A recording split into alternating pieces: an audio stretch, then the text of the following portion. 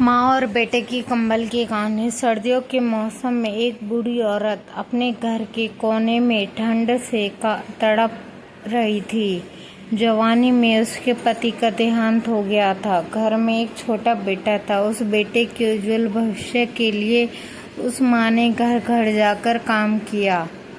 काम करते करते वो बहुत थक जाती थी, लेकिन फिर भी आराम नहीं करती थी। वो सोचती थी जिस दिन बेटा लायक हो जाएगा उस दिन आराम करूंगी। देखते देखते समय बीत गया। माँ बूढ़ी हो गई और बेटे को अच्छी नौकरी मिल गई।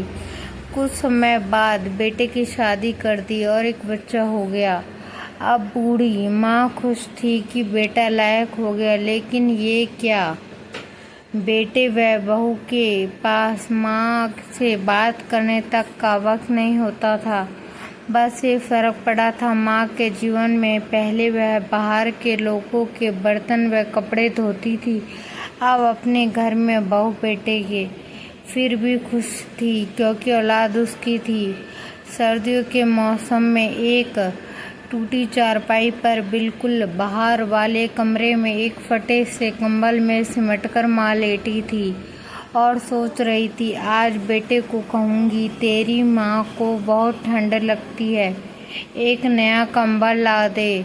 शाम को बेटा घर आया तो माँ ने बोला, बेटा मैं बहुत बूढ़ी हो गई हूँ, शरीर में जान नहीं है, ठंड सहन नहीं होती, मुझे नया कंबल ला दे। तो बेटा गुस्से में बोला, इस महीने घर के राशन में और बच्चे के एडमिशन में बहुत खर्च हो गया है। कुछ पैसे हैं, पर तुम्हारी बहू के लिए शॉल लाना है, वो बाहर जाती है, तुम तो घर में रहती हो, सहन कर सकती हो। ये सर्दी निकाल लो, अगले साल ला दूंगा। बेटे की बात सुनकर माँ चुपचाप सिमटकर कंबल में सो गई। अगली सुबह देखा तो माँ इस दुनिया में नहीं रही। सब रिश्तेदार पड़ोसी एकत्रित हुए। बेटे ने माँ की अंतिम यात्रा में कोई कमी नहीं छोड़ी थी। माँ की बहुत अच्छी अर्थी सजाई थी। बहुत महंगा शॉल माँ को ओढ़ाया था।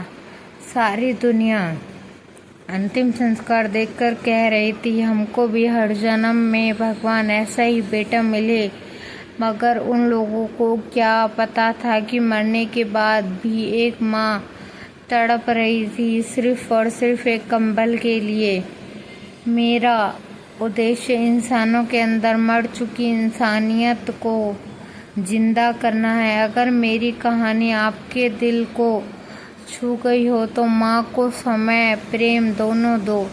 जीवन में एक माँ ही भगवान के रूप में बचपन से अब तक साथ है।